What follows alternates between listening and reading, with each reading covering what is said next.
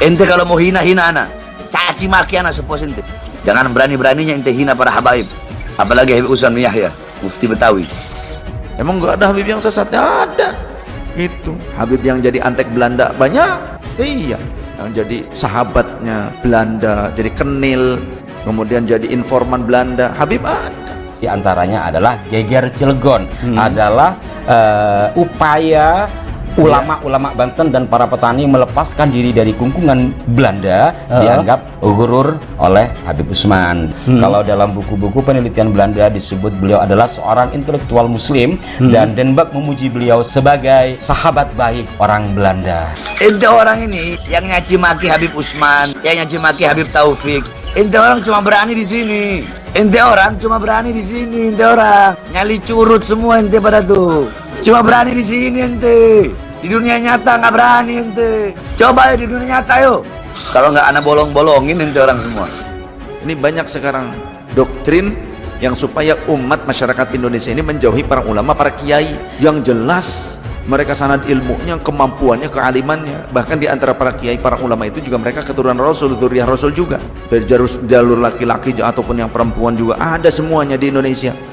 Cuma mereka nggak melabelkan diri Habib, menutup-nutup. Kebanyakan mereka masih menutupi nasab-nasab mereka dengan ketawaduan. Mereka cuma menonjolkan keilmuan, kealiman. Saya punya kakek hampir dijelek-jelekin, Habib Usman bin Yahya, dia bilang antek Belanda. Zaman dulu itu Belanda luar biasa loh. Habib Usman punya langkah. Beliau memang dalam kitabnya Manhajul Istiqamah ada membahas untuk tidak ada pemberontakan. Tapi bacanya yang jelas, jangan cuma pas garis itu aja. Bib. Apa emang begitu semua?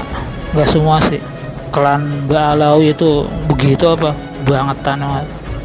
Kalau Habib Usman bin Yahya antek, udah ngaku aja antek, selesai, beres. Jangan pakai kelit sana sini. Pakai kemudian bawa-bawa Kiai Haji Hasyim Asy'ari.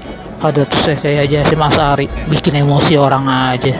Ini tentang gurur, bermula daripada perbuatan gurur, yaitu orang yang mengaku masuk thariqah padahal ia belum kenal dan belum mengetahui akan beberapa syarat-syarat thariqah dan seterusnya.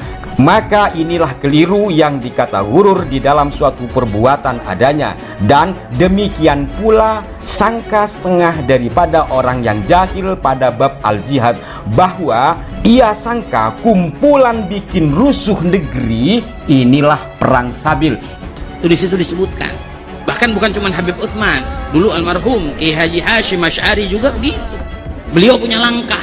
Bukannya Kiai Haji Hasyim Asy'ari mendekatkan dirinya pada Belanda, enggak.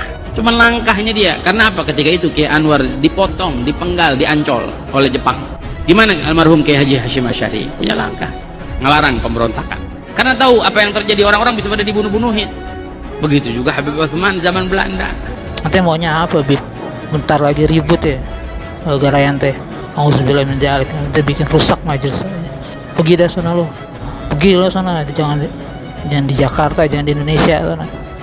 Mana kek? Karena tahu apa yang terjadi, orang-orang bisa pada dibunuh-bunuhin. Begitu juga Habib Utsman zaman Belanda. Intinya bahwa orang yang melakukan perjuangan menurut Habib Usman dalam buku ini yang menganggap itu adalah sebuah perang sabil, itu adalah gurur karena mereka nggak paham, kurang lebih seperti itu ya. Nah, dari sini beliau memberi contohnya ke Cilegon. Coba depan anak, depan ketemu gini terus ente hina Habib Usman bin Yahya, ente hina Habib Taufik. Nah kan, cuma berani di sini. Dan terus ngapain ya udah? Anak tadi agak emosi karena ente lihat begitu. Bahar antek Belanda nggak apa-apa. Kalau bahar antek Belanda nggak apa-apa. Tentukan tempatnya di mana. Ente datang ke pondok, anak kasih kopi, ya. Nah, terus anak ikut sama ente. Ente bawa rombongan. Mau berapa rombongan? Ente bawa 10 orang, bawa anak sendiri. Datang kita pergi. Terserah ente mau tentuin di mana. Saya sudah matur ke guru saya bahwasannya saya ini suka tegas terhadap sadah-sadah yang bandel-bandel gitu. Oh nggak apa-apa, bagus katanya. Kata Abah Lutfi juga begitu lah, bang saya kata Abah Lutfi begitu, ya sudah, terus wani baik, kayak hebat gitu. Itu saya itu urusannya. Makanya banyak mereka itu akhirnya memfitnah di belakang. Nggak berani tatap wajah langsung dengan saya gitu kan. Beraninya di belakang. Ya main bokong beraninya dari dulu. Itu banyak itu saksi-saksi yang sudah sepuh-sepuh yang berada di lingkungan-lingkungan Hadrami gitu, mereka beraninya bokongan belakangan. Kalau di depan memang kerat kalau ada yang berani itu. Harus berani. Alah, cuma berani di situ aja, curut. Nih lihat, dari tadi ente orang hina ana. Ada nggak ana marah? Nggak kan? Tapi kalau ente hina habaib, hina ulama, oh, awas. TIJ bilang Habib Usman antek Belanda, bangsat. Mau TIJ kayak mau setan kayak mau iblis kayak, ana makan. Ana kan nggak tahu mau siapa, mau bangsat siapa. Ngomong Habib Usman Yahya antek Belanda, siapa? Datang sini. Atau nggak tentuin tempatnya di mana? Ente hina ana silahkan. Jangan hina-hina habaib Habib Usman Yahya, jangan. Walaupun ana bukan cucunya Habib Usman, ana pecinta beliau. Geger Cilegon ini berakhir tragis di mana tokoh-tokohnya termasuk Ki Wasit, termasuk Ki Bagus Ismail wafat gugur dalam medan perang, dan sisa-sisa yang tertangkap sebagian diantaranya digantung di lapangan, dan sisa-sisa yang lain dibuang ke Indonesia bagian timur. Bahkan dalam catatan Steinbrink itu juga sampai ribuan. Intinya adalah ketika melihat persoalan ini, bagi kita tentu akan melihat ini sisi perjuangan. Betul. Hanya saja kalau kembali kepada Habib Usman, ini tanpa mengurangi rasa hormat saya, bila melihat pada buku ini betapa beliau merendahkan perjuangan ulama Banten itu. Ramai sekarang menggiring opini, keturunan Mufti Batavia, Habib Usman bin Abdullah bin Yahya, Kiai Haji Hashim Asy'ari sebagai antek Jepang. Top. Fitnah Anda top. Adu domba Anda top. Ya karena perang lah, Beb. Ini sudah dari zaman dulu. Kalau ngaku sebagai zuriyahnya Wali Songo, ngaku ulama, ditangkap, dibunuh. Beda sama Njit Nyantum. Njit Nyantum itu kan teman akrabnya Senok Horgonye, sahabat baik Mufti Batavia. Dibayar tiap bulan 100 gulden sama Belanda, 1/7 gajinya Senok Horgonje. Al ulama warasatul anbiya, pewaris para nabi itu ulama, bukan Habib. Iya memang benar, Habib cucunya Nabi. Jangan dipecah belah, pribumi, imigran Yaman, Karena itu udahlah, kalau Anda ingin selamat memilih satu akidah usul, ikuti akidah Yaman dan Syam, ikuti bimbingan ulama Yaman dan ulama Syam. Habib yang jadi PKI dulu, ketika zaman PKI yang jadi penggerak itu Habib ada.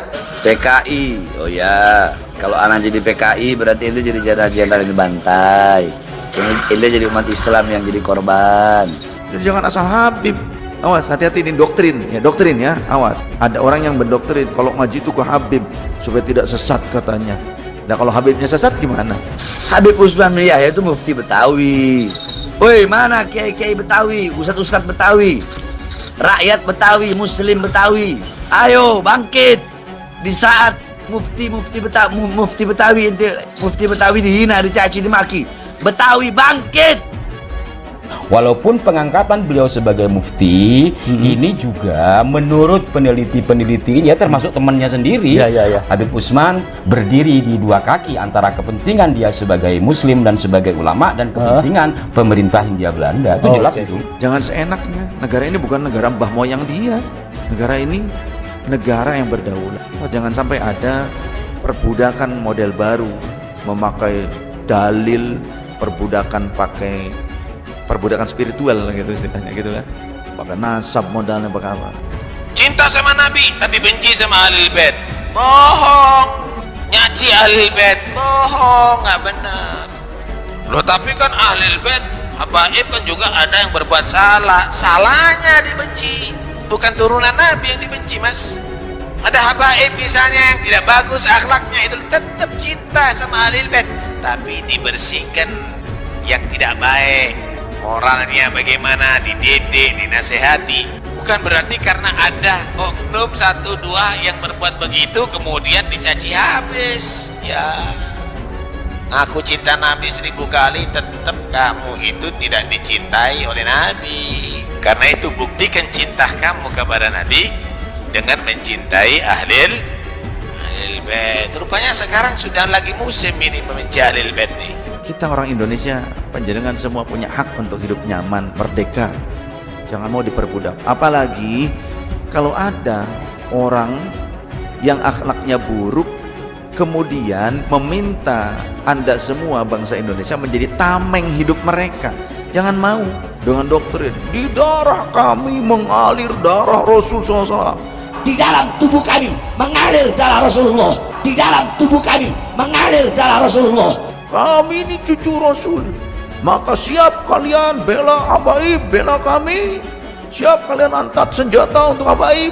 Yang dibelanya mafia, yang dibelanya begundal.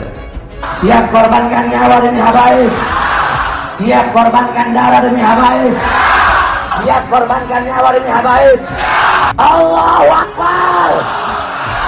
Wali Songo itu datuknya, kalau diurut kembali kepada Sayyid Abdul Malik Ibn Ammil Faqih, itu dari Hadramut. Dan Wali Songo adalah keluarga Ba'alawi, Dzurriyyah Alwi Amul Faqih, itu sumbernya dari Vandenberg. Nah, ini nih orangnya, Vandenberg.